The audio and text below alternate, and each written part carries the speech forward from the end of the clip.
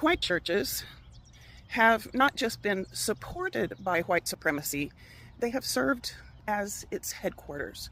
I know you don't want to hear that. They have taught white people that oppression is godly and that power belongs to us by divine right. After the civil rights movement, powerful white people, men, saw that their grip was slipping. Black people were winning court cases. Poor people were organizing. Women were demanding rights. How dare we? LGBTQ people were coming out of their closets, and the foundations of white male dominance were cracking. So they thought, what can we use that no one will question? In 1979, Jerry Falwell founded the Moral Majority. He said it was about championing family values. That was a lie. The real trigger was that the IRS had begun revoking tax exemptions for whites-only Christian schools.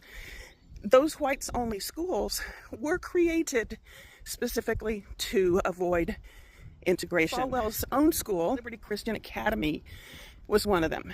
The platform of the Moral Majority ended up getting built around the issue of abortion. Although that wasn't the original plan, they basically test drove different topics to see which ones would resonate the most with the audience they needed to capture, which was white Americans, white Christian Americans. It had everything to do with maintaining the right to discriminate, yet still enjoy government benefits.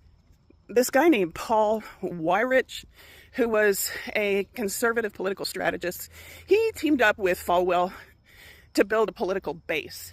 He admitted that abortion had not really motivated white evangelicals until it became politically useful. Their real grievance was losing control over who could sit in their classrooms, walk into their churches, and live in their neighborhoods.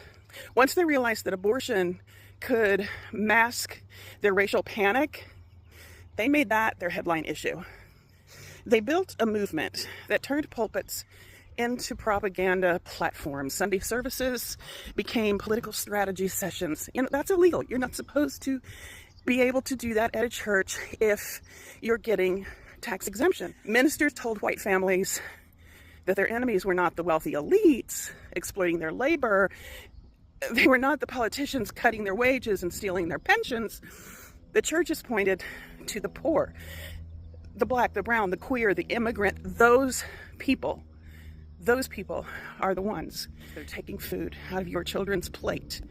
They told white people they were being persecuted every time they were asked to share. And yes, I understand what it means for me to say this out loud. I know what it means to say that the church, something which is so sacred to so many, has been a central engine of the immoral institution of white supremacy. I know this will upset people. The white church has stood on the wrong side of every fight for justice in this country. Every one. During slavery, it defended human ownership. During Jim Crow, it defended lynching and segregation. Christian church members attended lynchings and brought their children to steep them in that evil. During the civil rights movement, it defended denying benefits to black people. During the rise of Trump, it defended cruelty in the name of religious liberty, as if Trump has a clue. Some churches resisted, yes. There are liberal churches who have a strong history of being on the right side of these issues, but most didn't. Most chose comfort. Even now, white churches help elect leaders who lie, steal, incite violence.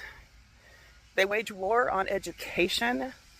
They call justice wokeness as an insult. They are consuming a message that keeps them at the center with the elite in their minds. They choose white power over compassion, over empathy.